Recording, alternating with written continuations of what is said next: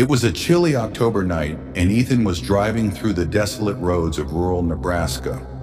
The sky was a canvas of dark clouds, occasionally lit up by a flash of lightning. Ethan was on his way to Denver, but the long stretches of empty highway were beginning to wear him down. His fuel gauge was dipping dangerously close to empty, and his GPS showed the nearest gas station was still miles away.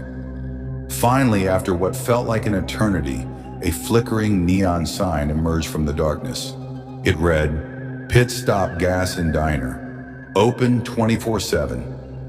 Relieved, Ethan pulled into the small, isolated station. The place looked like it hadn't been updated since the 1960s, with peeling paint and rusted pumps.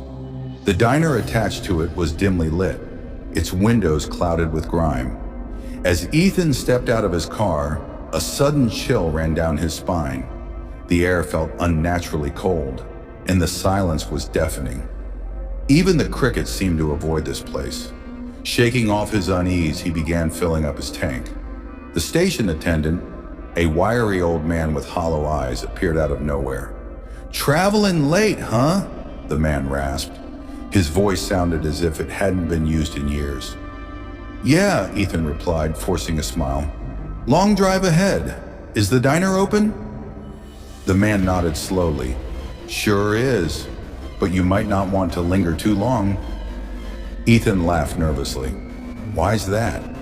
The attendant didn't answer. Instead, he stared at Ethan for a moment too long before shuffling back into the shadows. Inside the diner, the atmosphere was even stranger. The place was empty except for a waitress who stood behind the counter, her back turned to him. Her uniform was spotless, but something about her stiff posture felt wrong. "Excuse me," Ethan called out. The waitress turned slowly, revealing a pale face with sunken eyes. She smiled, but it didn't reach her eyes. "What can I get you?" she asked in a monotone voice. Ethan ordered coffee and a sandwich, but as he waited, he noticed something odd. The jukebox in the corner was playing an old tune, but it kept skipping at the same spot. A faint, distorted voice seemed to whisper beneath the music. "Are you okay?" Ethan asked the waitress, trying to shake off his growing discomfort. She didn't respond. Instead, she placed his coffee and sandwich on the counter and walked away, disappearing through a door marked "Staff Only." Ethan sat down and took a sip of his coffee. It was bitter and cold. As he picked up his sandwich, he noticed a piece of paper sticking out from under the plate. It was a torn page from a diary. The handwriting was frantic, the words smeared. "They're watching. Don't trust the waitress. Don't stay past midnight." Ethan's heart raced. He checked his watch. It was 11:45 p.m. The wind howled outside, rattling the diner's windows. He stood up to leave but froze when he saw the waitress standing in the doorway.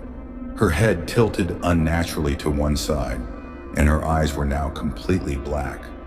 "You're not going anywhere," she said in a voice that wasn't hers. Ethan bolted for the exit, but the door wouldn't budge. The lights flickered, and the room filled with a low, guttural growl. The jukebox distorted whispers grew louder, forming words. "Run! Run! Run!" Desperate, Ethan grabbed a chair and smashed it against the window. The glass shattered, and he scrambled through the opening, cutting his arms on the shards. He sprinted to his car, the sound of heavy footsteps chasing him. As he fumbled with his keys, he glanced back. The diner was no longer there. In its place was an empty lot, overgrown with weeds. The neon sign lay broken on the ground, its letters faded and unreadable. Ethan didn't wait to question it. He started his car and sped down the highway, his hands trembling on the wheel. But as he glanced in his rearview mirror, he saw something that made his blood run cold. A pair of glowing black eyes staring back at him from the back seat. The last thing Ethan heard was the waitress's voice, whispering in his ear, "You should have listened." The car was found abandoned the next morning, the engine still running. Ethan was never seen again. The Pit Stop Gas and Diner remains a mystery, a ghostly landmark for those brave or foolish enough to stop. Years passed, and stories of the pit stop gas and diner became an urban legend among truckers and travelers who frequented the lonely highways of Nebraska. Locals whispered about the disappearances, claiming that those who stopped there were never the same or never returned at all. One stormy night, Sarah and her friends, Mark, Lisa, and Kevin, were driving back from a road trip to Chicago. The rain was relentless, their car's wipers barely able to keep up. As the fuel gauge dipped low, Kevin, who was driving, cursed under his breath. "We need gas or we're not making it another mile," he said, peering through the windshield.